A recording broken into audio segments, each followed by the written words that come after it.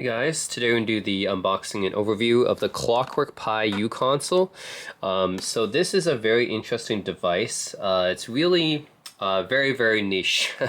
And for me, like I collect a lot of different electronics. As people who have watched my channel know that I have a lot of electronic gadgets and stuff. And yeah, this looked interesting to me. So what it is basically it's running an operating system that's like similar to Raspberry Pi, but it's not really Raspberry Pi. It's a ClockworkPi, and it's essentially like a Linux box, and you can use it for basically anything. You can like use it for programming, for developing your own software and indie games and stuff.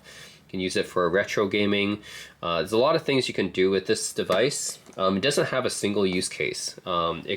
Basically, if you guys think of the Raspberry Pi devices, right, they can be used for a lot of different things. And this really is just like a handheld version. And actually, you had to kind of build out the component yourself. I don't think it actually comes like with it fully constructed. But they sell many different versions. So ClockworkPi is the company that kind of builds these cases and small keyboards and assemble it into like this case, and well, it gives you the parts anyways to assemble it, and they have it in many different configurations. So I got the CM4S 4GB configuration, and it sells for $190 US. So yeah, if you buy this thing, basically just know that you have to be pretty much like a hacker or like a yeah, very much so like a tinkerer in order to like really use this device, because yeah, it's really for those people who are like, yeah, programmers, developers, retro game enthusiasts, like people like that. And just tell you guys the specs. So you can optionally have it run in Raspberry Pi, CM4 computing module to the main board. Yeah, so it has an adapter for Raspberry Pi CM4 computing module. It has a Wi-Fi gain antenna for the CM4 computing module. Has an extension module. The screen is a standard 720p 5-inch IPS screen. Comes with a ClockworkPi ultra portable QWERTY backlit keyboard, which I guess is something that they give you. Maybe it's exclusive to them, but yeah, that's part of the components that they give you to construct this thing. Battery module, dual speakers, shells and bracket system, and a 2.5mm hex key, 32GB high-speed SD card, or TF card is what they call it, with Clockwork OS. So yeah, so anyways, I got this for $109 US, and this is the configuration. I got the CM4S 4GB, and I am a developer and a programmer. I do like retro games. I'm not an indie game developer, but anyways, I've never actually owned a Raspberry Pi or ClockworkPi system before in my life. I just saw like some YouTube videos about this and thought it might be cool to pick this up, since I'm such a gadget collector and interested in this kind of weird stuff. Anyways, yeah, from ClockworkPi, really a community of modders, I guess. Yeah, let's check it out here. It took a few months to ship, by the way. I ordered this in July and it came in November, so I would say give yourself like maybe 5 or 6 months for this stuff to ship, especially depending on the color, right? I think I got the black version, which ships faster than the silver version. Anyways, this is what's in the box. Like I said, it's a bunch of components that you actually have to put together. It does not actually come fully constructed, so you got to do some putting together. This is like yeah, it's like Lego for like grown-up programmer guys, I guess. Anyways, yeah, this is the manual right here. There's a Linux penguin right here. He's the mascot of Linux. So this tells you how to build it, I guess. Yeah, this is basically like high-end Lego for programmers, I guess. You're building your own console, essentially, which is really cool. Yeah, so basically you mount the screen, mount the keyboard, mount the front shell, mount the main board, mount the core. Yeah, anyways, these are the instruction steps for constructing this thing, and I'm actually going to go through it. Yeah, 18. I wonder if it comes with the batteries, the 18650 batteries, which look like double A's, but are they double A batteries or something else? Anyways, I'm gonna construct this thing. Okay, so what else is in the box? Let's just take a look here, what you get in the box. So we get the plate. This is the plate from Clockwork, and feels pretty solid. It's feels like aluminum, right? Is this aluminum? Yeah, it feels like solid aluminum here. So yeah, pretty solid plate right here. I guess this is the outer casing and shell that you would mount it into. Yeah, you see that sound? Yeah, it's pretty solid. And then this is the keyboard here. It's like this rubber membrane keyboard. I think this is a custom keyboard, I guess, that Clockwork made. I'm not sure if you're able to find this out in the wild. It might be a custom Clockwork thing, but yeah, silicone here. It's like a custom keyboard here. It's something that you might find on Amazon on some of those cheap Bluetooth controller devices. Except this is a very custom layout, as you guys can see. It actually reminds me of my Vulcan Flip Start. Yeah. Also reminds me of the GPD Micro PC in a way as well. So anyways, one of those very unique layouts that you don't normally find, right? You got the D-pad actually right here. There, got the D-pad like right here, and left and right triggers right here. Yeah, I guess you don't have any shoulder triggers, right? So you have the left and right here, Y, B, X, A right here. So you can play games using this thing. I think that's why they have these game controller buttons. But yeah, it reminds me of like the Open Pandora, the Vulcan Flip Start, or the GPD Micro PC. These are very, very custom layouts. So definitely looks very custom to me. Which actually, this is one of the things that got me excited about this, right? If I'm going to use this for retro gaming, then it's or even just like Windows gaming, right? Then it's cool to have such a layout here. It might be, yeah, it might be pretty good. Like even for DOS gaming, it might be good because you have the space bar here, space bar, Control, Alt, Shift, Enter. These are the most common keys for DOS games, and then you have the D-pad right here. That might work. Yeah, no arrow keys, but it might be just mapped to the D-pad. So, anyways, excited to try this out for retro games and DOS games. This is like a little sheet that you attach to the keyboard, and then this is the switches and contacts for the keyboard, right? So yeah, these are actually all the buttons. Yeah, these are actually the buttons, tiny buttons that you attach to the membrane. This is a membrane keyboard, of course, and these little gold switches, yeah, that you would attach here. So yeah, I'm gonna mount that, and this is the LCD display. This is very DIY, by the way. So, which is like I said, this is the whole uConsole thing is very, very niche because it's like not even something that's fully assembled. You got to assemble it yourself. So very DIY here, but it comes with all the components that's necessary. It's like, yeah, programmer Lego basically, or yeah, basically, yeah, it's like for guys like me who likes to tinker around with like electronics. And yeah, actually I got excited when they give me the stuff here, give me the instructions. It's like IKEA, but instead of furniture, I get to build my own microcomputer. That's awesome. Anyways, that's part of the fun actually, is assembling this, to me anyways, as an engineer. Anyways, this is the this is not full HD, it's just a regular HD, so 720 IPS display. Maybe full HD is not needed for a device like this, right? So I guess just regular HD is fine. And display cable right here. Make sure you don't mess that up. This is the thermal pad, I believe. So I'll need to apply the thermal padding later. It looks like thermal compound here. Okay, and this is the rest of the back plate, right? The back plate is pretty solid too. Yeah, back plate is pretty solid as well. And this is how big the device is. It's roughly, I would say it's, yeah, it's definitely bigger than like a Game Boy or something like that. Yeah, definitely bigger than my Ambernic retro handheld computer or my Game Boy or something like that. At the same time, it's not as big as a Steam Deck or something. Yeah, it's bigger than like an Ambernic retro gaming device, but not as big as a Steam Deck. So it's like somewhere in between. I guess if you like buy some other like Chinese handheld gaming devices, like an Aya Neo or a Odin or something like that, Retrobit, I think it might be comparable to that size. But yeah, this is still pretty solid. Yeah, that's a solid sound. So there's a back plate here, pretty solid back plate.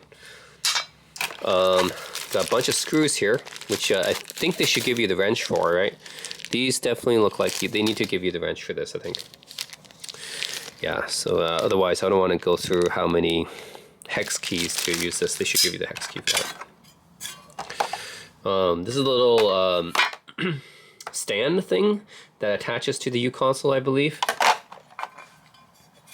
And then this is the one that goes onto the back of it, like the very back of it. So yeah, this is the back plate, and then this will go onto the very back. So it's a Clockwork uConsole, the Linux Penguin here, open source hardware, open design, highly hackable. In 18650 batteries. I wonder if they give you that. So yeah, that's what it comes with. Very back plate, a little kickstand thing, and I guess the mounting bracket for the back. The screws and thermals, compound thing, front plate. Okay, let's continue on this side. This, some sort of connector. I'll have to figure out what this does. It's some sort of connector here, right? Definitely looks like a connection. You need to make a connection between components with this wire here. Very small. Get that there, yeah. Anyways, I'll have to figure out what this thing is. This is the Raspberry Pi Compute Module 4. This must be the adapter, right? If Raspberry Pi, build a power Raspberry Pi 4, incorporating a quad-core ARM Cortex A72 processor, dual video output, and a wide selection. Oh, so maybe this is Raspberry Pi, right? This is a Raspberry Pi mainboard. It's like the CPU. Okay, interesting. So it's maybe this is running the Raspberry Pi Compute Module here. CM. Okay. Yeah, I think this is just a Raspberry Pi board. Okay, so actually it is running Raspberry Pi. This is the main board of a Raspberry Pi 4 here. Oh man. They fit this in pretty tightly here, huh? It's too tight to actually even take out. What the hell? There we go. Gotta like, yeah, this is way too tight here. But yeah, this is Raspberry Pi Compute Module 4 right here. Yeah, here we go. So here you have the CPU, which I guess is a Raspberry Pi 4 CPU, right? Raspberry Pi Compute Module 4. Actually, this is the ARM Cortex A72 processor. This is the ARM processor. Dual video output and other interfaces. So this whole thing's a system on a chip, I think, right? So it comes with the RAM. Available with a range of RAM and storage capacities, as well as optional wireless connectivity. But yeah, this is the Raspberry Pi Compute Module 4 board here, made in the UK. Yeah, interesting. So let's see what that comes with here. Oh man, that's really small lettering. But yeah, this will come with the CPU and a few other chips here. Might come with RAM and SSD as well, right? Or some Wi-Fi cards or chipsets here.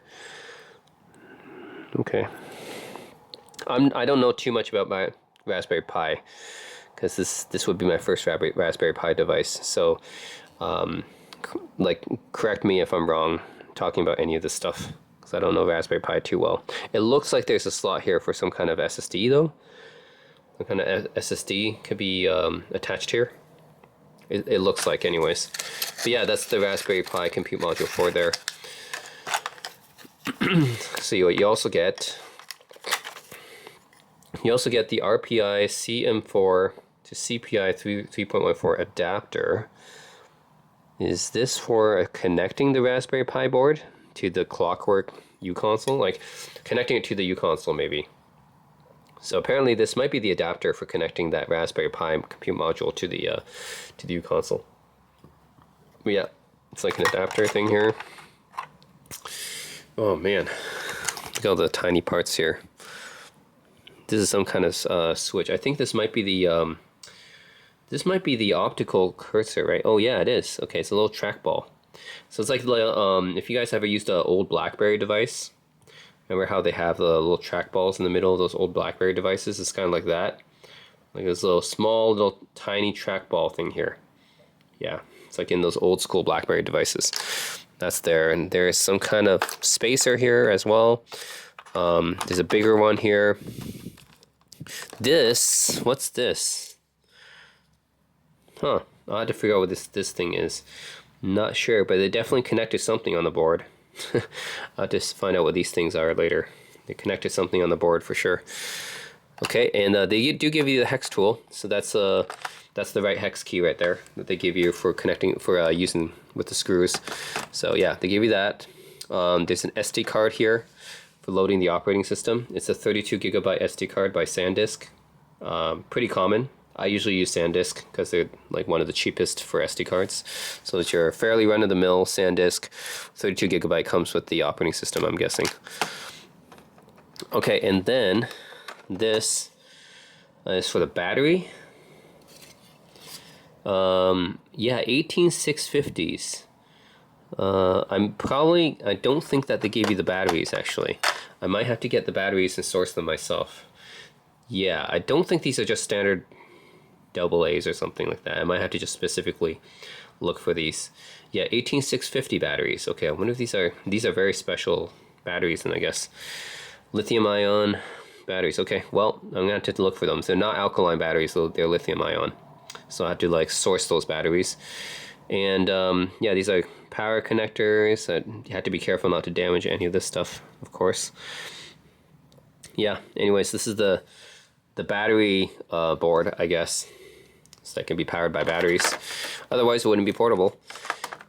And this part here, looks like this is for... This looks like a RAM connector, actually. Yeah, looks like a RAM connector. So you would put some RAM here, and it doesn't come with RAM, does it? Nope, it comes with this other one. Okay, actually, I'm not sure what this one does yet. I'll have to take a look. Audio. Is this a sound card then? Audio. Well, anyways, this is another board. I'll have to take a look at what this actually is. Actually, I have the little manual here. You can take a look.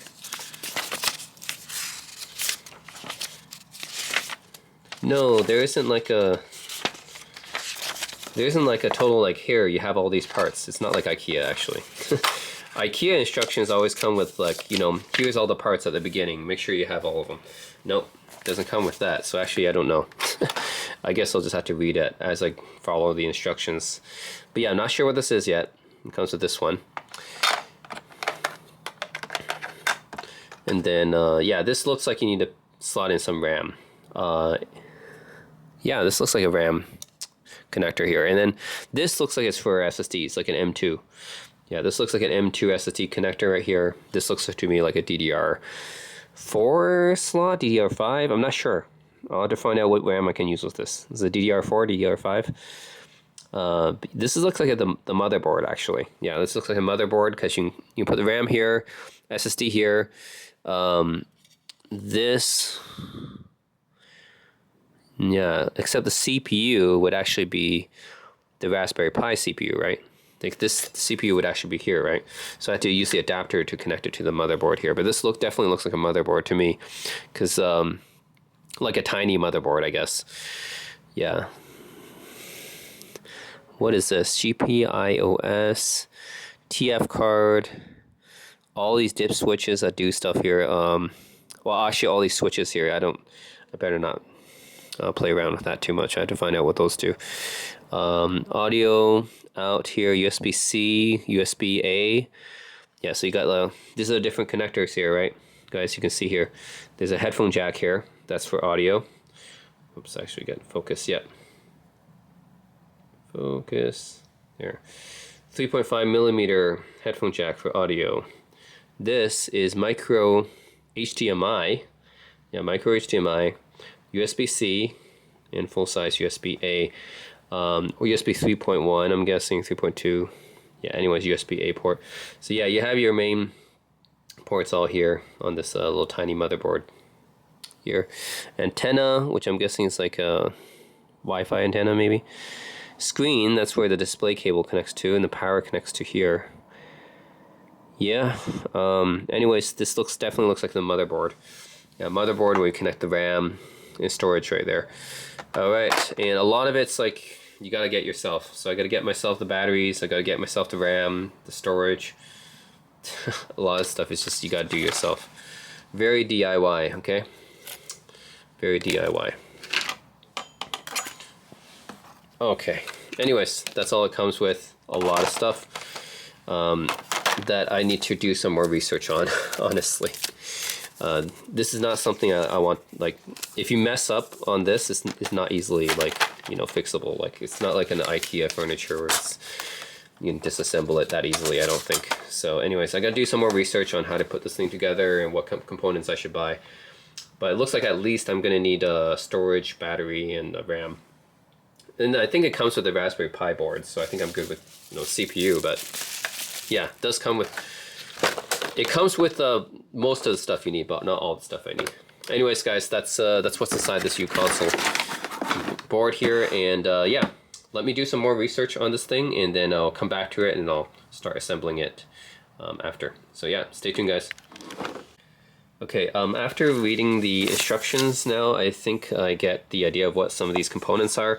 So this one right here is actually the main board. So yeah, this is, I called it a motherboard because it's pretty similar to a motherboard to me.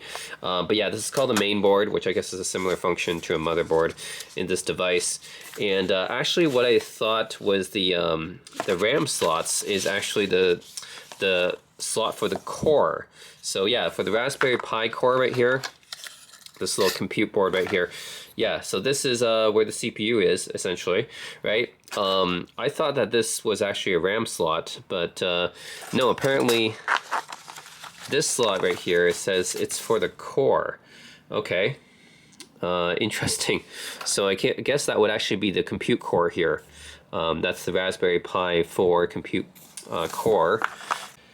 So yeah, this is actually called the main board, not the motherboard. And this slot here, which I thought looks like a RAM slot, is it's not a RAM slot. It's actually meant for the CPU core. So the CPU core here is the Raspberry Pi Compute Module 4. So what you got to do is basically, this is the adapter that they give you as well. So what you got to do is, I think you got to put it on this adapter here, I guess. Yeah, I think it fits onto this adapter, and then this adapter then goes into the slot here on the main board, which I thought was a motherboard. But anyways, yeah, this just slots in here. So yeah, it's not actually for RAM, it's actually for the CPU, which is the Raspberry Pi core here. So yeah, just want to get that clarified. Then this thing looks like the Wi-Fi antenna, which I guess is this thing. This thing is a Wi-Fi antenna, actually. Yeah, I think that's what this thing is. So yeah, got to clarify that. This is actually the Wi-Fi antenna. So yeah, you put that on the bottom of the case here. And okay, yeah, you mount the Wi-Fi antenna, and then speakers. Okay, that's what these are. Huh. Okay, yep, so these are actually speakers. Okay. Yep, these are speakers, and then this is the extension module, actually. Yeah, this one is the extension module. So, yeah, I think I just gotta clarify what all these different things are. This is the bracket for the extension module, and also the 4G antenna as well, if you want to get 4G. So, yep. That's basically what these other components are. I was just speculating since I didn't read the instructions fully before going into this, but now I understand. Yeah, so this is still essentially the motherboard. It's just like a smaller motherboard for this device. And this is the compute core, the Raspberry Pi compute core, and that fits onto the adapter. It goes into this slot right here. These are the speakers. These two tiny little things are speakers here. This is the extension. Actually, this is the extension board, right? And then the bracket for the extension board goes there. I don't know which kind of extensions I'll put there. Probably I won't put anything, but yeah, that's extension board. And this is actually the Wi-Fi antenna. So, yep, the more you know, right? Anyways, yeah, and of course the rest of the stuff this is obviously the display and everything.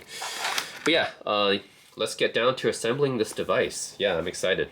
It's like basically for me, it's like a, you know, the developer or programmer's Lego essentially. Yeah, it's like Lego for programmers and developers. I'm excited for this. All right, so now we're ready to assemble the uConsole, and like I said, this is kind of like essentially Lego for those of us who are like programmers and like microcomputers and stuff like that, like small electronics like me. This is essentially the adult version of Lego, just putting this stuff together. So I did have to buy these 18650 batteries. They're not included. Yeah, these are like, they look like bigger AA batteries. And apparently these are the main type of battery that's been used in a lot of these small computers and laptops and everything. I actually didn't know. I just, you know, I open up a laptop, I see like a battery pack inside of it, but apparently what's inside a lot of those laptops is actually the 18650 batteries. So these are actually pretty common. That comes with consumer electronics and stuff. Just, you know, because we're building essentially a computer here, we got to buy them separately. I know it's going to be hard to ship things with batteries across international borders and stuff like that. That's why they have to do that. But yeah, we're pretty much ready to build. Got our kit here and everything. This is going to be fun for me, actually. Building my own handheld computer. Okay, let's see. Okay, so we got the assembly instructions here. All right, this is essentially the mini computer or microcomputer enthusiast version of those Gundam kits or Lego, whatever you want to call it. But yeah, essentially assembling my own handheld PC in the same way that I would assemble like a Gundam figure, for example. It's pretty cool. All right, let's see, up here, and then stay right here. Okay. So we start off by mounting the screen. That's the first component here. We gotta do this. Okay, so I think this thing is the first thing we gotta deal with, is this little case, right? So this case is the first thing, and then okay, mount the display. So display, this is the display with the cable. So it actually attaches here, looks like, and the ribbon is threaded through this hole. Yeah, I think so. Yeah, attaches here, the ribbon is threaded through this hole. Okay, let's do that. Thread the ribbon through there. Okay, then mount the keyboard after that. Okay, so we have the, I'm guessing this is switches. When they talk about keyboard, it's actually the switches. Okay. All right, switches go here. Then mount the keyboard, which is gonna be this little plastic covering on top of the, I think this is a kind of a protector film that's overlaid on top of the keyboard, and then put the membrane on top of it right here, like this. Okay, so yeah, already you guys can kind of see that it's coming together. This is only after 3 steps. Okay, then we got to mount the front. All right, so next step is to mount the front plate. So the front plate needs to be mounted here, and this one I definitely need a screwdriver to do it, I think, or yeah, I need to use the included Allen key. So let me get that one.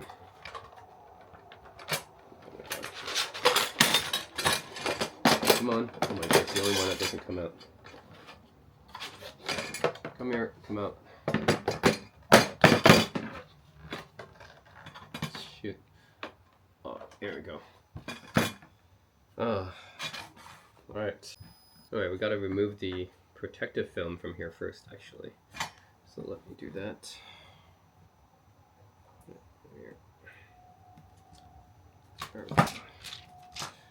Alright. Then put the case on. There we go. Now we screw it in.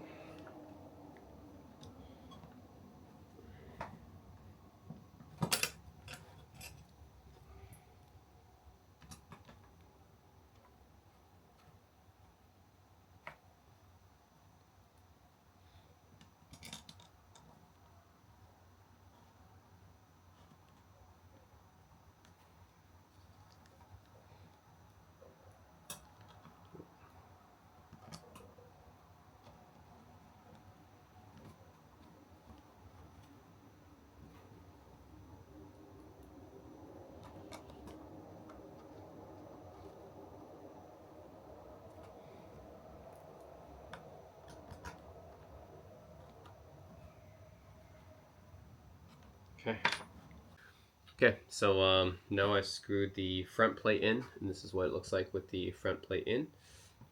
Already looks pretty good. Let's see how we mount front plate, front shell. It's all been mounted.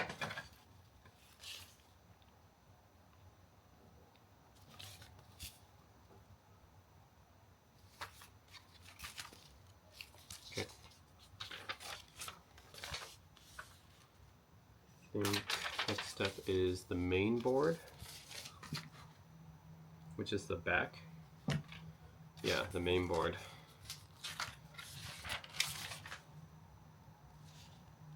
Make sure I didn't miss anything here. Yeah, mount the main board.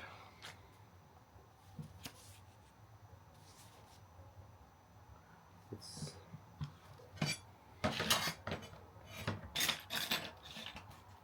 this thing here goes up on top. This little rubber thing goes on top here, and okay, this is the display cable ribbon. I think this one actually faces this way. And then let's see, yeah, main board. This is the main board, which is essentially the motherboard, right? So yeah, so this is essentially the main board is like the motherboard, and this is where actually where all the portholes are.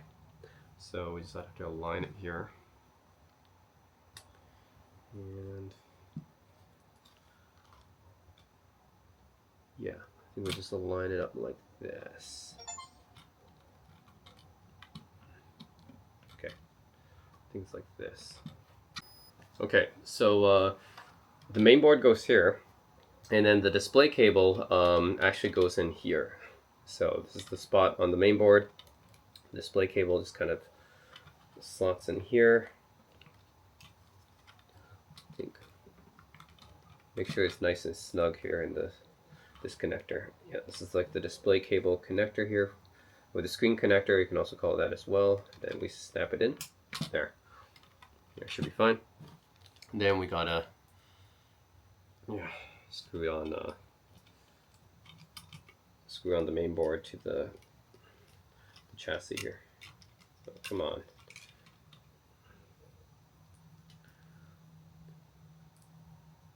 Come on, stay here, stay. There.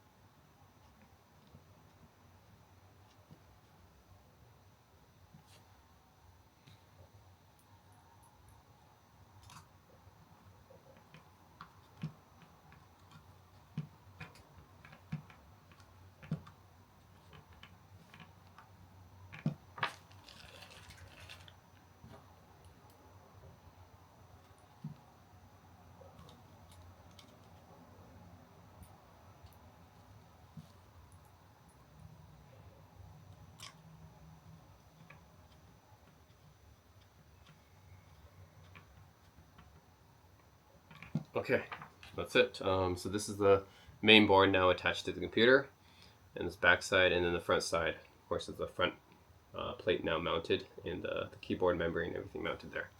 All right. So next step is to mount the core, and the core is essentially what the CPU is gonna be, and our CPU is the Raspberry Pi Compute Module 4, made in the UK. So that's our CPU here.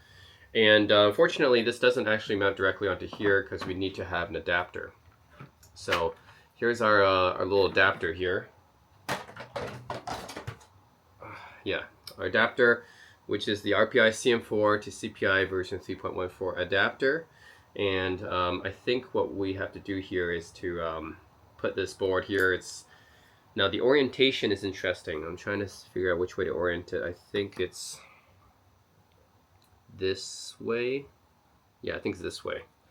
So the Raspberry Pi Module 4 is, the words are kind of facing the right direction towards me, like this, okay? It's kind of actually opposite the words on here. So anyways, what you gotta do is just stick them together, I think. There's the connectors on both. I hope this works. You gotta stick them together maybe. It's like making a sandwich. Okay. Press it in. Oh wait, there we go. Hear that click. Hear that snap. All right. So now the Raspberry Pi Compute Module 4 is on the adapter like that. So yeah, now we can put this. This is the main CPU chip basically, and yeah, that's pretty much it. I thought this was initially a RAM slot, but it's really for the CPU. So I'm just gonna push it in the same as I do with RAM though.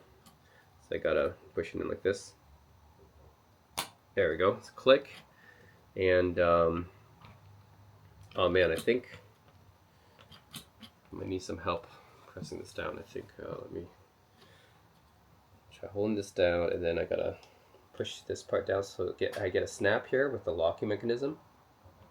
I think that's how you should do it. Let's see. Let's get that locked in place. There we go. This part. There we go. Okay. Anyways, yeah, that's it. So yeah, the back right here. This is the back with the Raspberry Pi Compute Module 4 mounted using the adapter, and then the front is yeah, the front plate, membrane keyboard all mounted like that, and display. So anyways, yeah, and the display cable's been connected. All right, so next up, now we got the CPU mounted. Mount the Wi-Fi antenna. Okay, so I think this is the Wi-Fi antenna here, and we got to remove the, whoops, we got to remove these parts here. So it's essentially a sticker that you have to stick this on here, and then this part threads onto here, and then you add it. You have to connect it to here on the CM4 core. Is that right? Okay, I think that's how it is. So let's try that. Okay, man, these are kind of small connectors. I don't know if you guys can see, but this little tiny small connector here is going to connect onto this tiny part here. So it's going to actually thread through the top part. Yeah, it's going to thread through the top part here. All right, then we're going to connect it here. Let me get this right.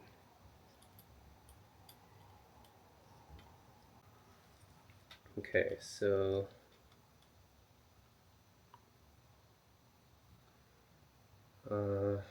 okay, so normally, so I don't know, these are pretty small to see, but normally the Wi-Fi antenna would go here if it's not a CM4 core, but it's a CM4 core, so it goes here instead on the Raspberry Pi module. Yep. Yeah, so yeah, I think I just gotta orient this the right way. So like this. Is that the right orientation?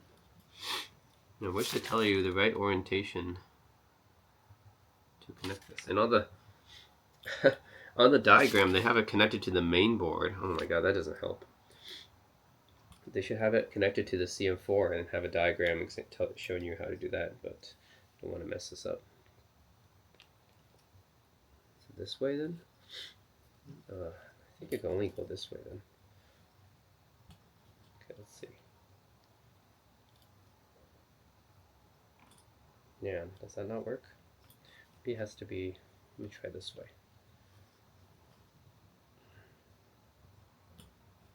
It's the orientation, I gotta get the connector correct, the right direction.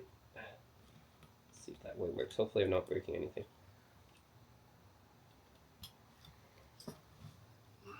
It's just a pin in the middle, right?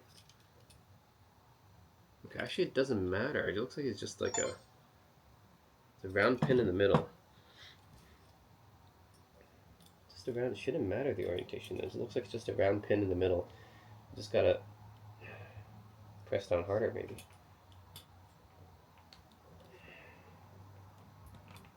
Nope. Okay, let's try top orientation again.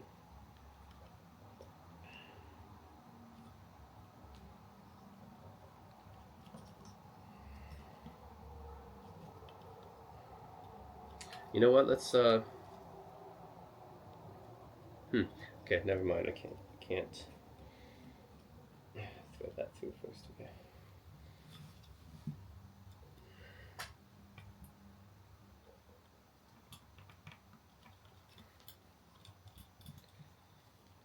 Maybe it's like this way.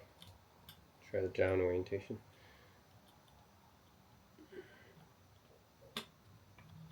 Okay, I think that should do it. Okay. Yeah, that was kind of annoying to figure out the right orientation. Okay.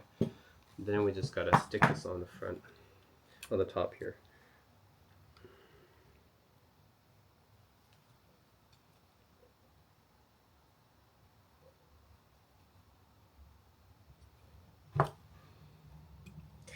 Well, all right. All right, I think this is how I do it. So anyways, how I do the Wi-Fi antenna is sticker part goes up here. Yeah, sticker part goes up here, and then I tried a few different orientations of this wire. I think I had to position it so that it goes down, because if I tried doing it like another way, it wouldn't fit.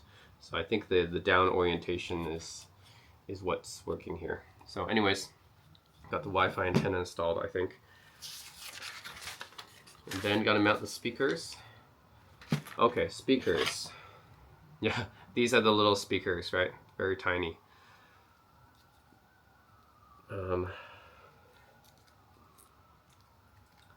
Small, tiny little speakers. I mean, for a tiny device, it makes sense. This is a portable device. But just gives you an idea how bad the speakers are in these tiny devices. Like, people like will always complain, oh, why do the speakers suck on like laptops and other mobile devices? Well, just look how small these things are. I mean, these days they're making improvements with like Steam Deck and other handhelds are improving their speakers. But man, like the typical mobile device, yeah, this is how small the speakers are. Right? For me, I'm used to like having like headphones and bookshelf speakers. I mean, look at how tiny they are. That's why the speakers in these small mobile devices suck, because they're like small like this. It's just physically they cannot get loud. Obviously, bass is gonna be the main thing that's gonna suffer. Okay, so I removed the little stickers and I'm gonna put them in. I think the orientation. I'm just trying to look at the orientation. Now to get the orientation right too. It doesn't say too much about that. Does it matter this way? Okay, maybe I'll put in the orientation looks like this way. I hope this orientation is correct.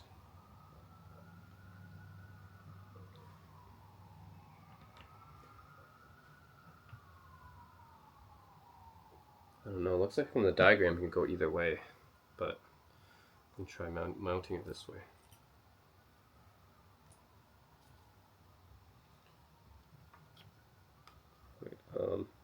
Yeah, because if the orientation is not correct, it's going to be annoying to figure out, to just get them out again. So hopefully this is the right orientation.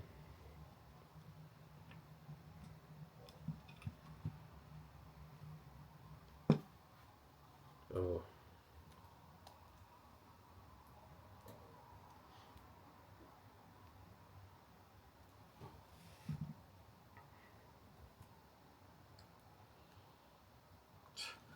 It's annoying. Okay.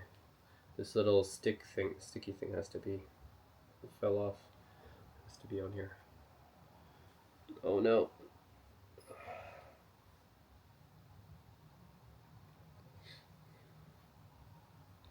The little sticky part at the bottom fell off. All right.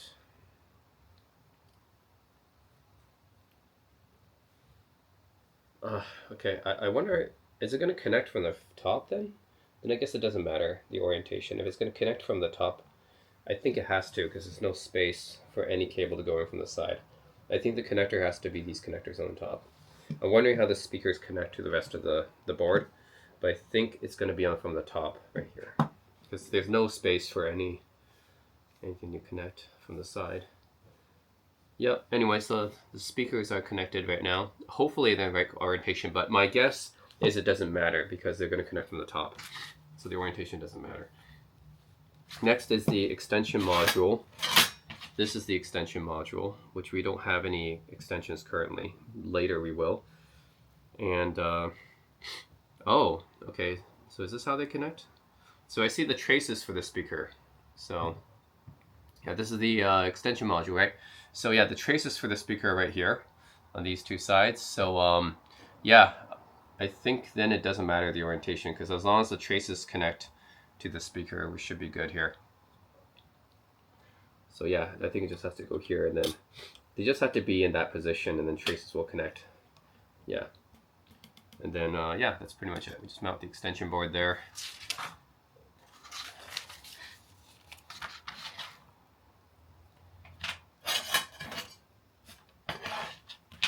Oh, there's this thing here.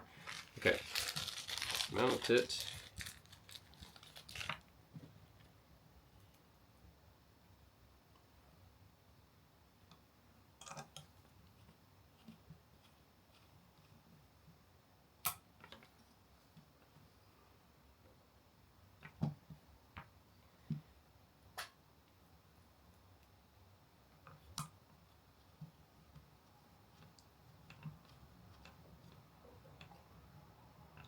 Alright, extension board is now mounted. Yep. And yeah, I think the speakers are connected through the traces on the extension board, so I don't need to even connect anything.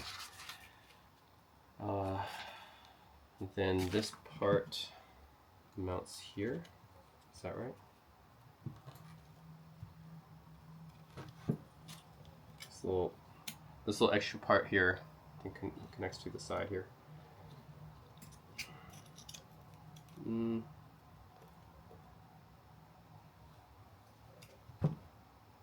That's it.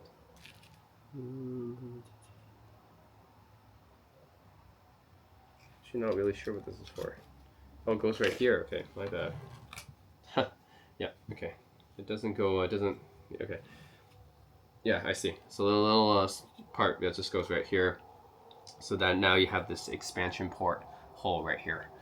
Yeah, so that makes sense. Okay, so next it's actually the 4G antenna, but since mine didn't come with the 4G antenna, I didn't get the 4G version, I just skipped this step.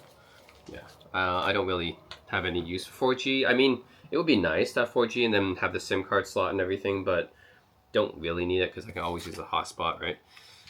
So yeah, it's not like I'm going anywhere without my phone, right? Next up is the battery module right here. So we mount that here, the battery module. So let's see. Oh, the two power connectors. Okay, so that's where it mounts. Yeah, so see the circuit board, the two power connectors down here on the circuit. Yeah, that's what this is going to mount to, and that's how the power is going to be connected. Is yeah, the power connectors right here just fit right in, actually. Right here, and let's see. Oh, actually.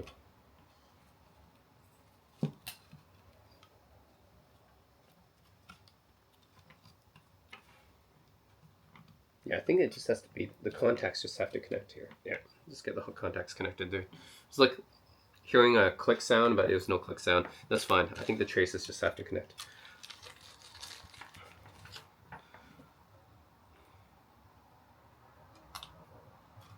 Come on. Now we screw it in.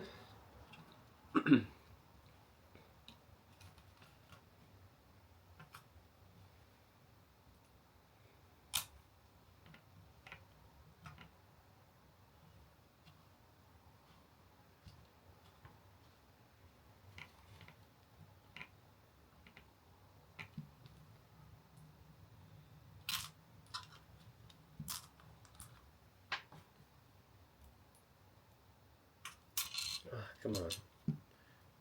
Let's put this here.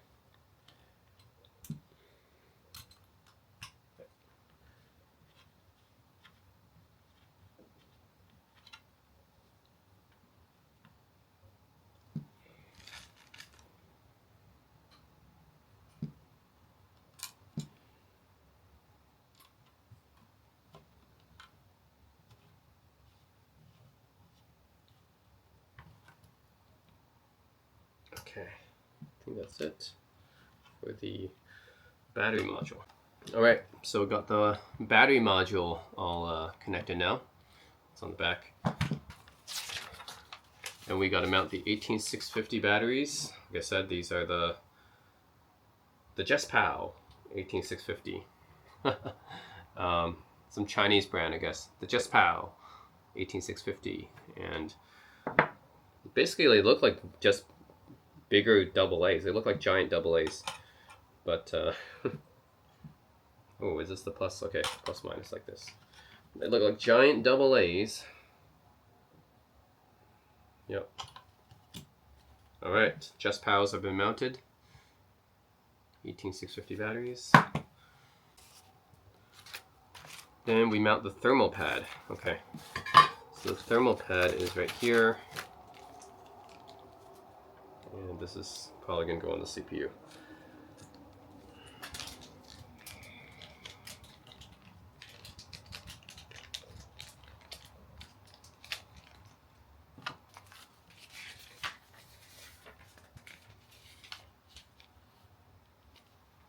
Okay. This is the CPU, right?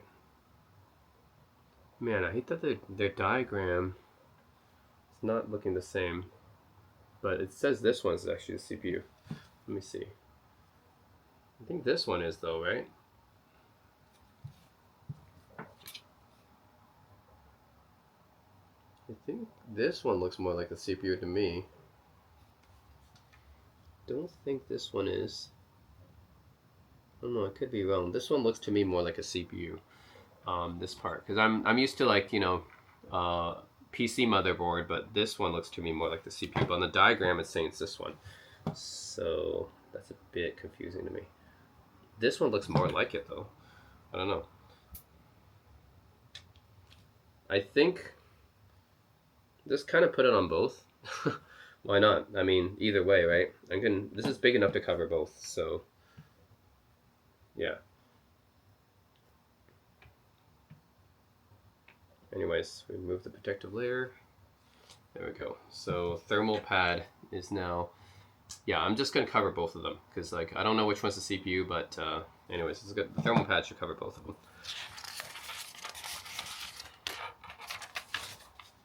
Now we mount the back shell. So yeah, back shell's here. And it's gonna just push the thermal pad onto it anyways when I mount it, okay? So anyways, pretty much done with the back. As you guys can see, everything's been mounted. The Wi-Fi antenna, the Raspberry Pi module with the thermal pad, and the battery module right here, and the extension module, which is covering the speakers right now. Yeah, so that's all been mounted. Now we're ready to cover it up, the back part. And yeah, now I realize now these are going to get recharged when you recharge the device. So that's really how mobile devices work. And yeah, I guess I didn't know that apparently a lot of mobile devices, most of them are powered by the 18650 inside the actual frame. And when you charge it from the outside, it's actually just charging the batteries, the 18650 batteries on the inside. Okay, we push this one in and hold it. Yeah, I think part of this is the thermal pad, so you gotta press the thermal pad against it. Okay, that's fine. We screw it in, and then, yeah, it looks like something is pushing against the back shell. That's fine, you just screw it in anyways, and then, okay.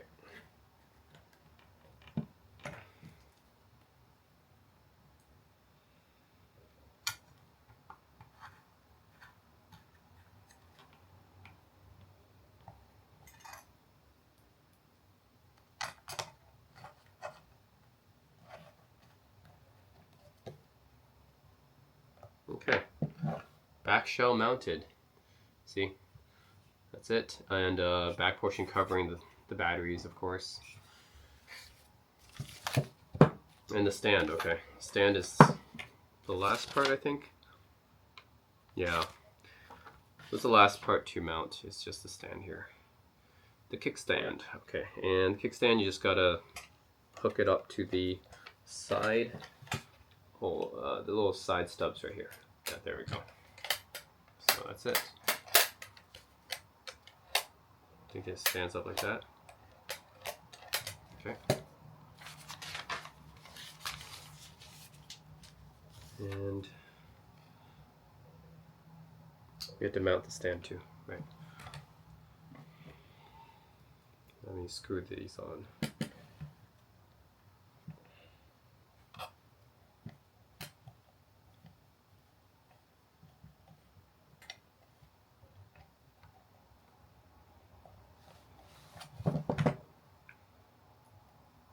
I'm having fun with this. This is it's fun assembling this kind of stuff. Like I said, it's like an adult version. I mean, not, I should say adult version, because adults do play with Lego, but this is like the computer electronics enthusiast version of Lego and Gunpla and that kind of stuff. Mega blocks, whatever you want to call it.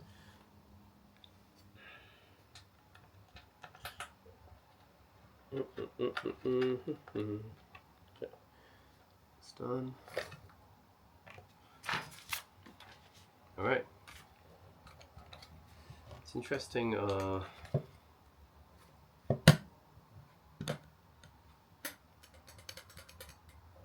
How is this usually deployed then? This stand, because if you screw it on here, the stand can't really move. Maybe that's the point of it.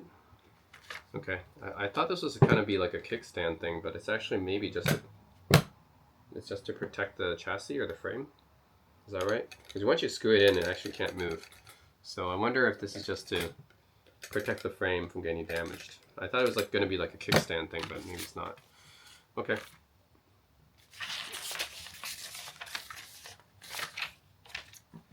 Oh, there's one extra piece. What's this one for?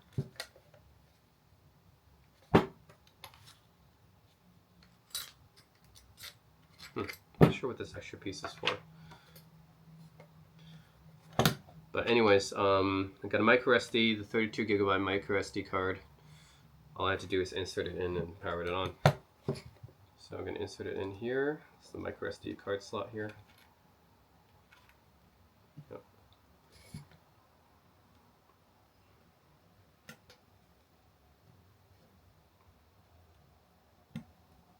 Come on.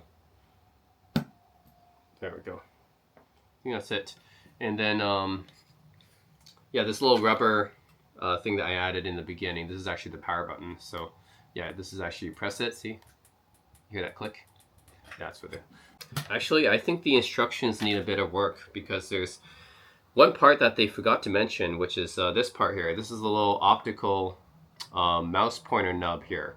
They didn't actually put this in the instructions. They didn't have any diagrams showing that it was mounted, and yeah, I think that this part's missing. So basically I have to put this one in as well. So this one, to take off the front shell again, and then I think it just slots in here. There's actually no diagrams for this one, but I'm assuming it just goes here. Yeah, because that's where it's, I think this is meant for this thing. Okay, so I'm just gonna put in here this little mouse pointer nub thing, and then put the frame over it. Yeah. Okay. And yeah, that's kind of something I think the company missed, is they should really put this in the instruction booklet. Yeah, I think they missed this part. Obviously, you need to mount the this little optical nub here.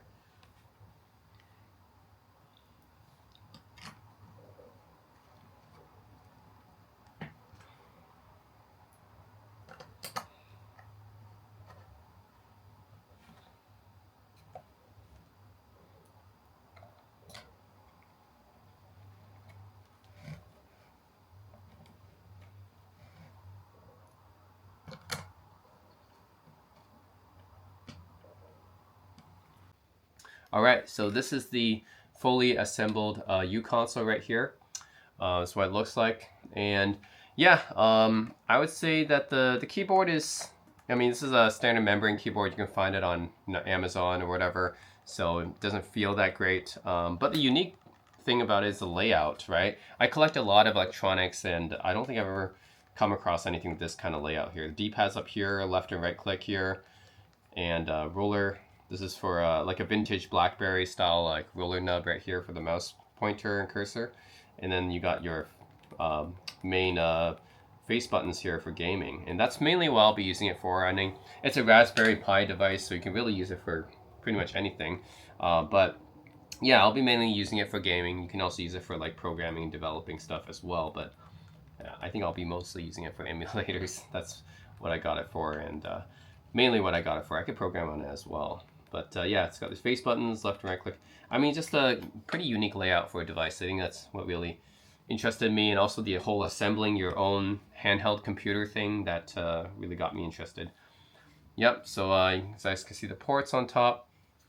So this is really this is the hole where I had to put the Wi-Fi antenna through, and then this is the SD card slot where the operating system is, and then the power on off button. This kickstand thing, I don't get this, because this thing, like, on the cover it says that the kickstand can actually hold the device up like this, but I don't think it can once you have the screw in, so I'm not sure how they're doing that.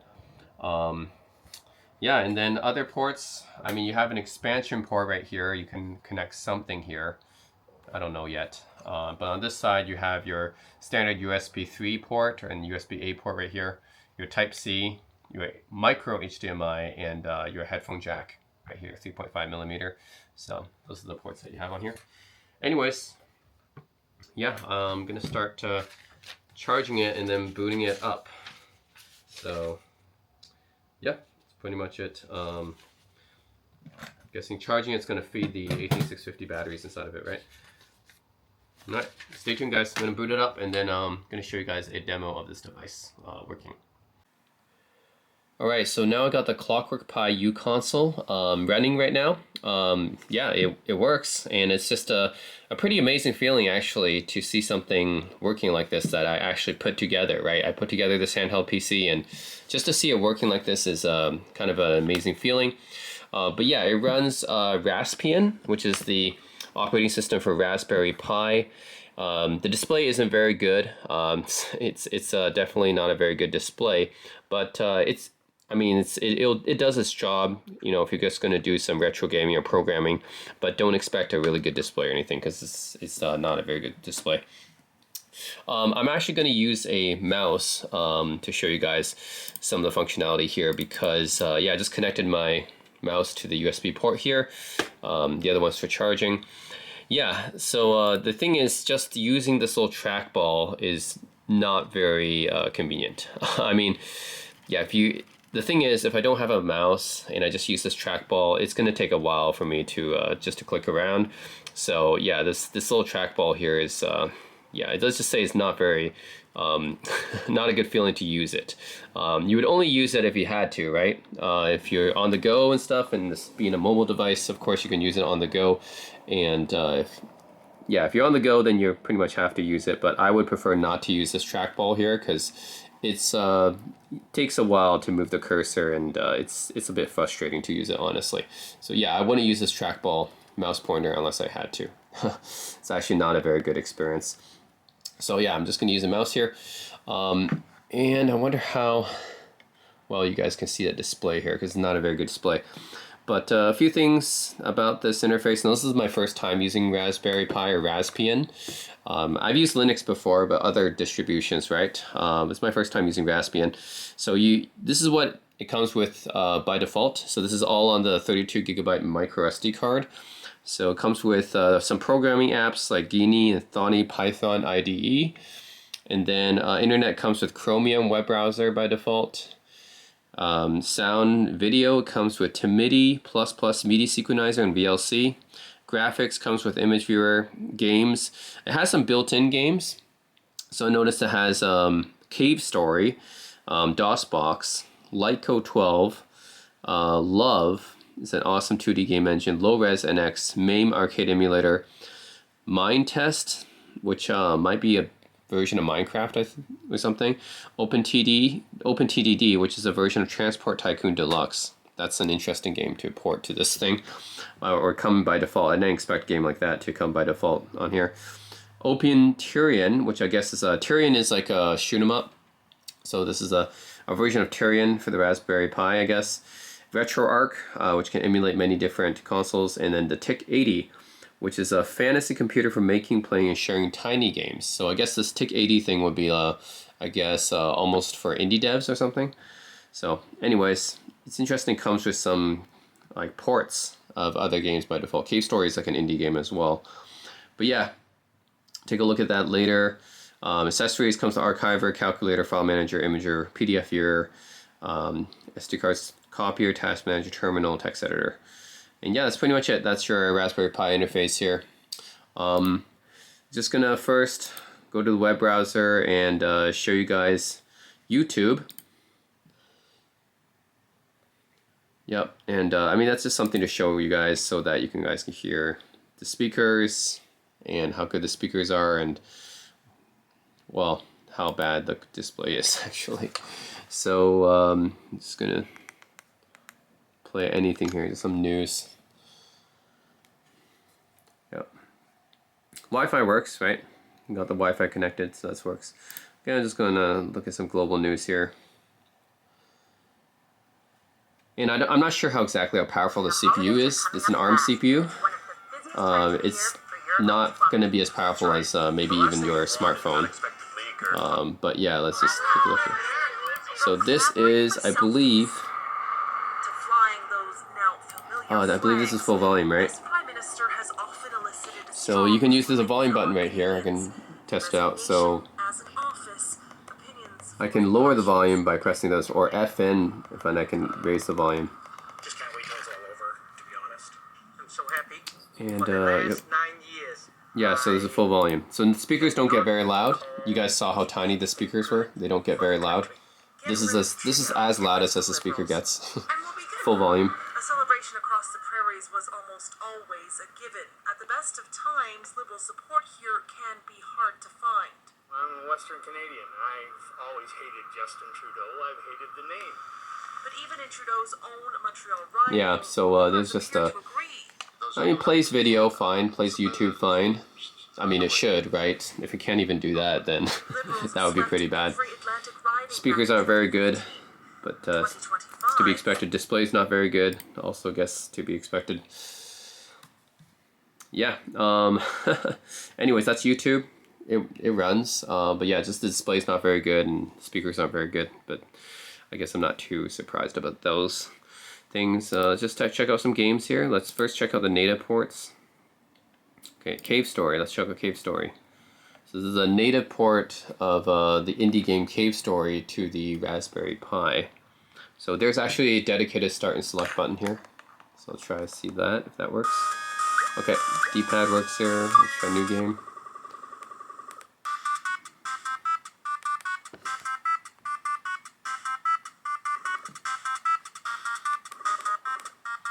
I haven't played Cave Story in a while. I remember this being a pretty influential indie game because it was one of the first, I think, successful indie games. Like, this is even before Braid was successful. I mean, Braid was one of the first as well, but I think this came out before Braid or even Spelunky, which is some other early successful indie games. Okay. Oh. Alright, buttons are okay. I mean, these are membrane buttons, but interestingly, like, these don't feel that mushy. They're actually kind of clicky, so that's good. So they're membrane buttons, but they're, or keys, I should say. They're membrane keys, but they're not that mushy, like your typical membrane keys. They're actually kind of clicky, so that's pretty good. Oh shit, what do I do from here? I haven't played this game in a long time. How do I get inside the store here? Oh, there we go. It's down, not up. First cave.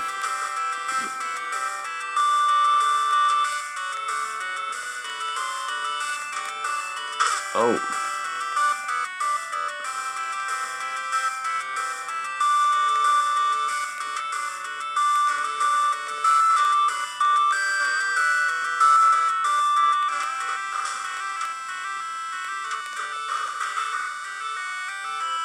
Hermit Gunsmith.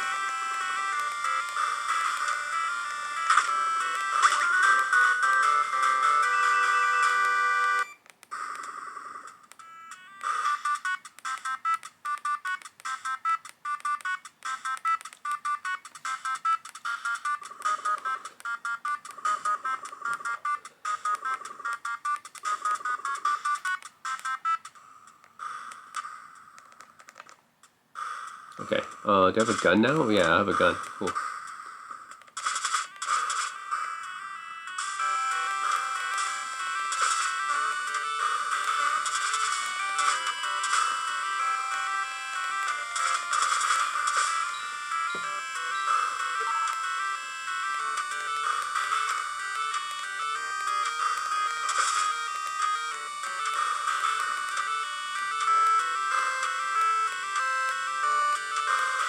Oh my god.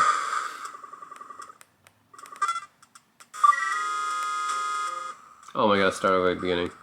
Anyways, this cave story, yeah, I mean, it's a native port, it should work fine. I believe Prince of Persia and Another World, those technically are indie games as well, because they were developed by one person, and that was way before Cave Story. Mind test, is this Minecraft? I'm curious. Okay. Play game. No,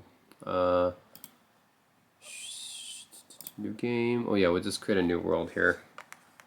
New world. Can be any seed, right? Okay. Yeah, I think this is just Minecraft. A port of Minecraft to the Raspberry Pi. Okay. Oh my god, I have to use this. I have to use this. This little roller. Yeah, I have to use this little track point or roller here to move my character. That's going to be tough. And I have to use WASD to move. Not optimal for sure.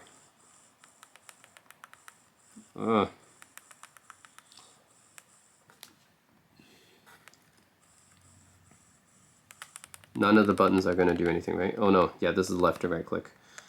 I should probably map the D-pad at some point. But this is not optimal way to play Minecraft.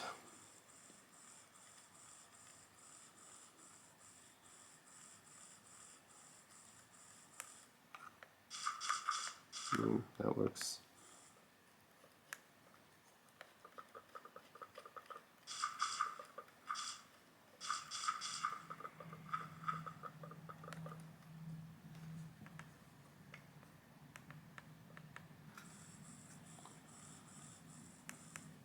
Yeah, this is definitely not the best way to play Minecraft here. Oh man. Yeah, you have to use the roller thing as well. Oh man, horrible. Okay. I don't want to play too long with that. That doesn't. That is not the best way to play Minecraft using these controls.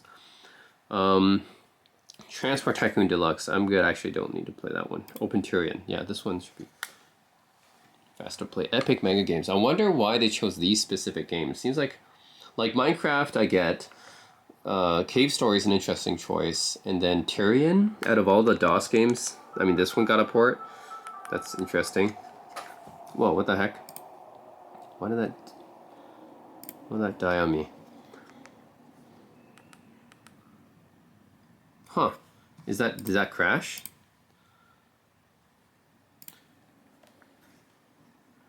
What just happened? So starting to enter. Okay. Is pressing one of these buttons kills it? Okay, maybe I thought these buttons were already mapped, but maybe not.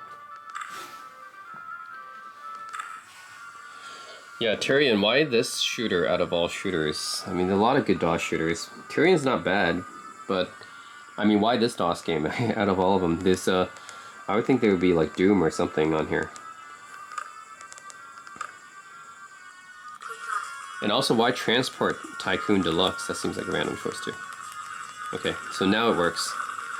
I don't know why on the menu screen it just crashes when I use the face buttons here, but here it works. Yeah, here D-pad works, and I mean, it's pre-installed on this machine, so I think it should work, right? If it comes pre-installed on the SSD card. Been a while since I played Tyrion as well. Yeah, I remember this being a fairly popular shooter for DOS. Yeah, for what that's worth, it's not really worth that much because DOS wasn't very popular. I mean, DOS games weren't very popular compared to console games back then. That's what I want to say.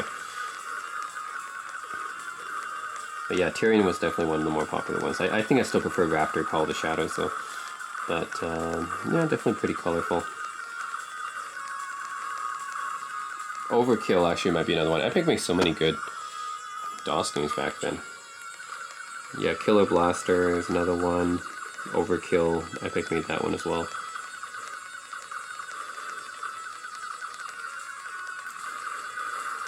And maybe Major Striker from Apogee too.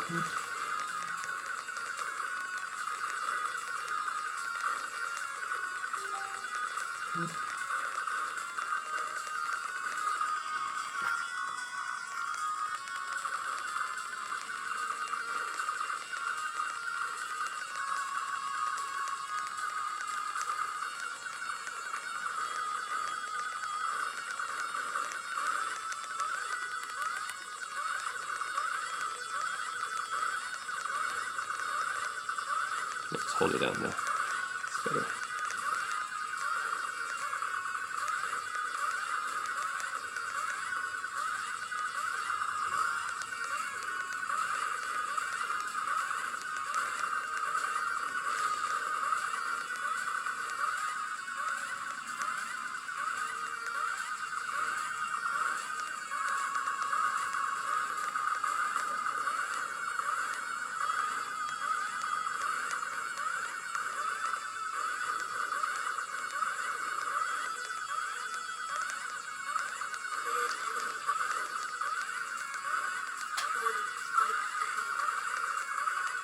Spikes. Oh.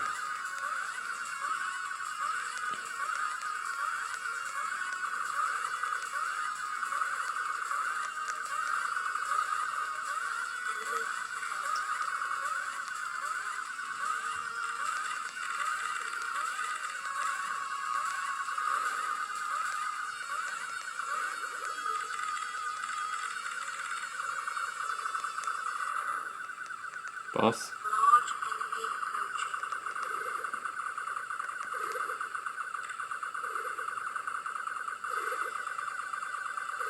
What? Oh, shit. Alright, anyways, that's Tyrion. Pretty decent shoot 'em up for DOS. This is a port to the Raspbian, I guess. Raspberry Pi. Oh, anyways.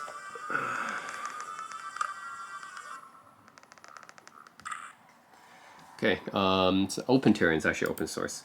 Actually, all the things here are open source. Yeah, it's supposed to be a completely open source machine. Okay, so lastly, I really did want to show you guys RetroArch. But the thing is, it's actually really difficult to get RetroArch working on here. So what happened is that this version of RetroArch on here is not the typical RetroArch that you usually find on other systems.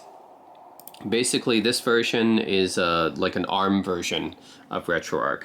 So it does not actually come with cores pre-installed, and you can't really, like, usually in a version of RetroArch, which is like essentially a front end for getting like different GUIs and like different cores and different emulators and stuff. Like in this version of RetroArch that's on here, yeah, it doesn't come with any cores pre-installed, and also it doesn't come with any way to really get those cores easily. You actually have to manually download the cores online. So I had to do some research here, and apparently what you gotta do is you gotta go to this repro. So it's like RetroArch. I don't know if you guys can see that well, but it's this repo this guy had on GitHub. Christian Haitian, RetroArch cores, tree master arc64. So he has all the cores here in this GitHub repo. And what you got to do is, yeah, you got to find the core that you want to install here. You got to manually download it, extract it, then move it over to the RetroArch folder. So it's just kind of a pain in the ass. So you guys can see you have to move it using the terminal basically, because normally just moving it over using the file explorer here isn't going to work, because yeah, it's going to tell you don't have permissions. So you got to do a sudo here. So that's why I inserted. You guys can see my commands here, right? Basically, I downloaded some of. So basically on this website, if you guys are looking to get RetroArch working on ClockworkPi uConsole, what you gotta do is you gotta download the cores manually. So on this GitHub, find the cores that you want. So for me, I got the ones that I play the most, like for 2D games, would be like Genesis, Super Nintendo, PS1, the TurboGrafx 16, Saturn, and Game Boy Advance. To me, those are the 2D emulators I use the most. So I downloaded these cores from that GitHub, and then extract it, and then move it over manually, or actually using the terminal.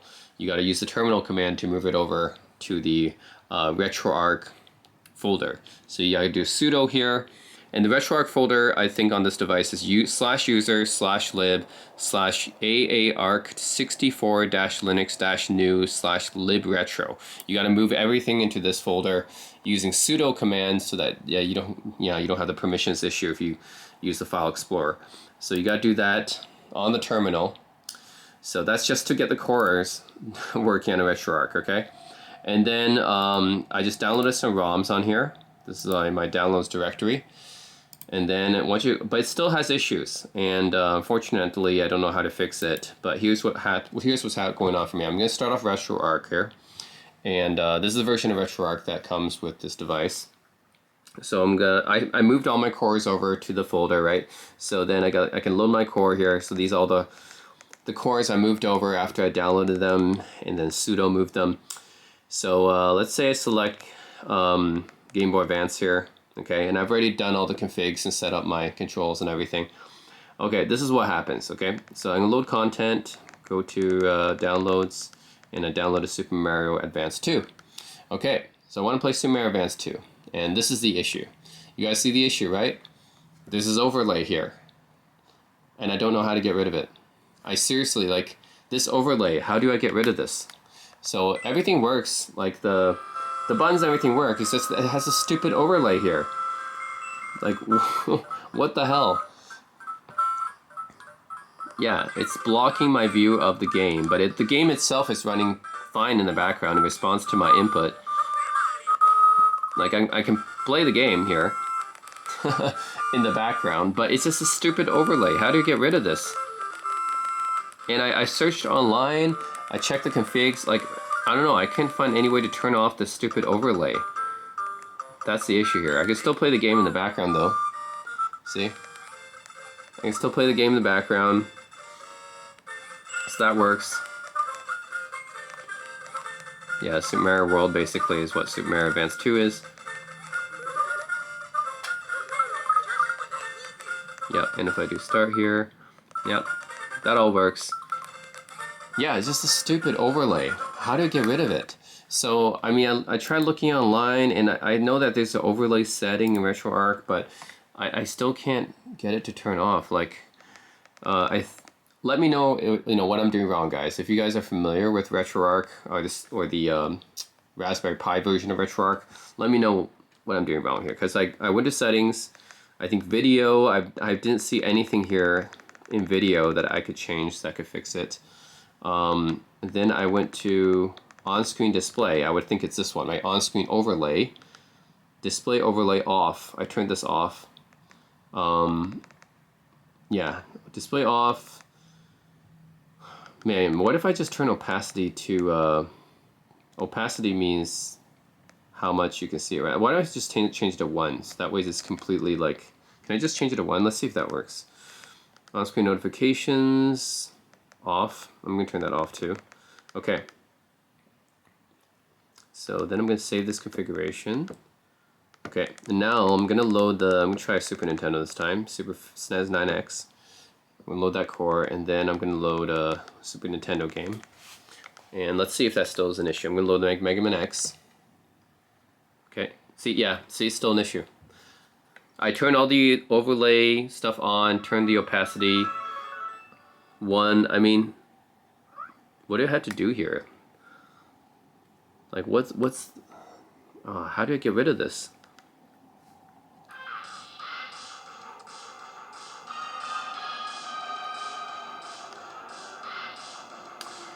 Man, okay, I'm gonna try changing the opacity again. Let's see if that affects anything. Okay, settings, on-screen display. Okay. I don't know if this is actually doing anything, but I'm going to turn it down to like maybe 50. Let's see if that does anything here. Oh, whoops, I forgot. Escape actually just kills it.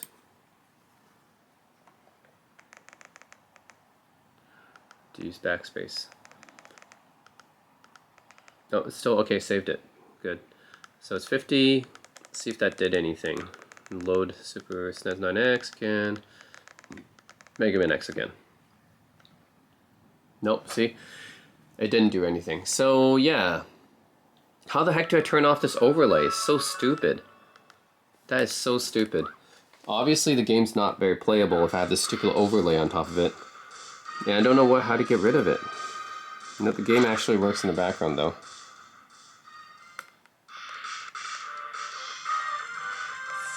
Yeah.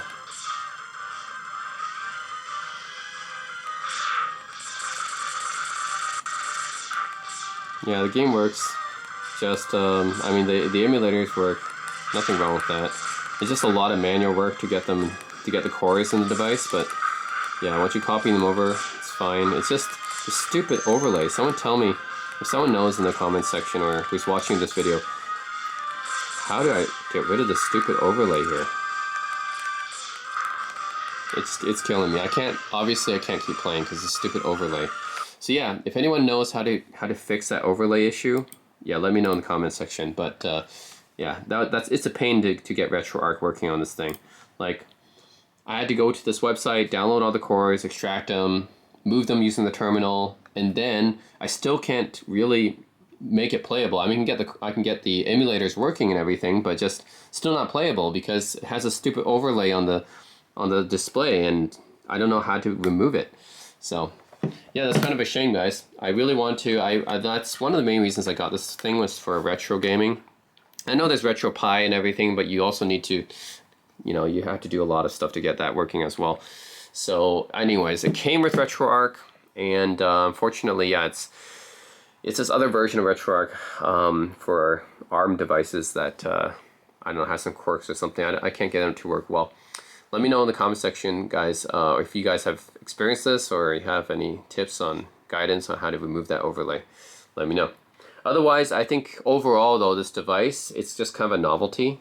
Like, it's cool to be able to assemble your own handheld computer, right? That's really cool. I just basically assembled my own handheld computer. Unfortunately, like, there's a lot of things I wish could work better, like this little trackball thing. Yeah, this little trackball thing is not very good for controlling the cursor. It's not very responsive, and it's just a pain to use. So yeah, that makes it not very useful for me. So basically I had to plug in a mouse. The actual buttons and everything, that feels fine. I mean, I actually have played these kind of Linux gaming devices going back to the Open Pandora. If you guys know what that device is, that's from like over 10 years ago. Yeah, the Open Pandora, I do have that, and some other Linux gaming handheld devices. This is way before like the current GPD stuff and other Chinese gaming companies came out, for Ambernick and on Powkitty and all these. These days, man, if you want to get a handheld gaming device for retro gaming, there's so many options, right? Neo makes one, a lot of them, Retrobit makes a lot, Powkitty, Ambernick, like there's so many good options for a retro game. GPD, right? Or just use your Android phone, download some emulators. There's so many ways to play, you know, emulators on handheld devices these days. But yeah, this is like a full Linux machine. So this one's a little bit different. I mean, it's a full, I should say not Linux, but Raspberry Pi version, right? A full Raspberry Pi, you know, handheld version, running in your hand, that you put together. So it's really kind of a novelty. It's really for people who just like, oh cool, I assembled my own portable Raspberry Pi handheld device that could play games, but it's not really the optimal thing to do with this device actually. I know it has these face buttons and D-pad essentially and stuff, but yeah, there's better ways to play games. Just buy an Ambernick, you know, just buy one of those dedicated handheld gaming devices, or yeah, just even using an Android phone, just attach a controller. You know, those are much easier ways to do it. This is a pain. I mean, just getting RetroPi or getting RetroArch working on this thing is a pain. And the track ball isn't very good. Yeah, the keys, like the actual keys aren't too bad. They're membrane, but they're actually pretty clicky. They're pretty firm. They're not mushy or anything like that.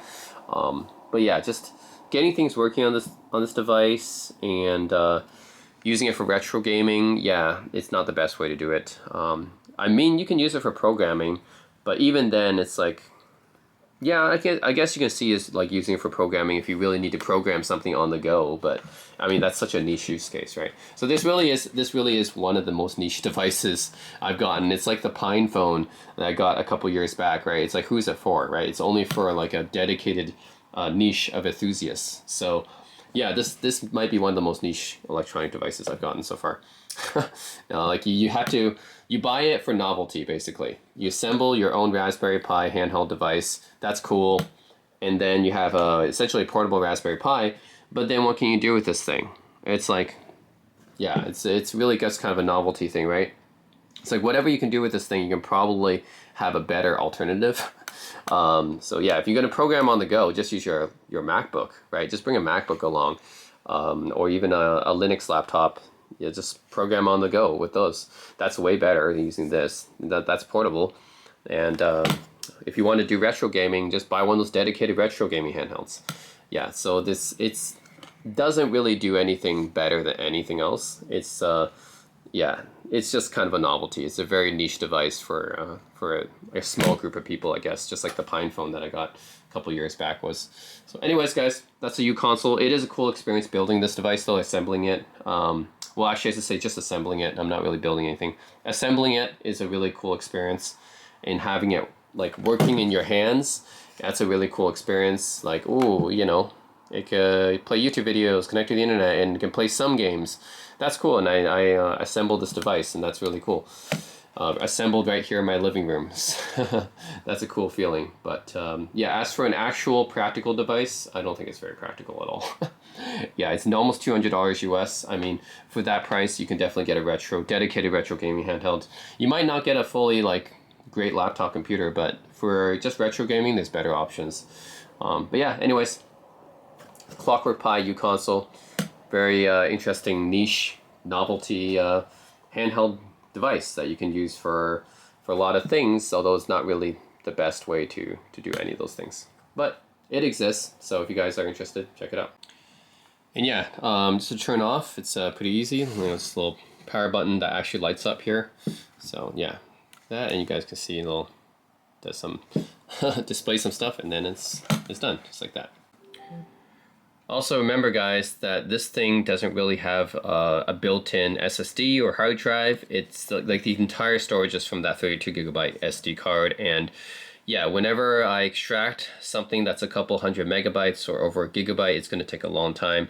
Just yeah, that's another thing that's kind of annoying about this device, is because everything's stored on that storage card. The SD card, that's the main form of storage, and then, you know, doing things on an SD card, of course, isn't going to be as fast as doing it on an internal SSD.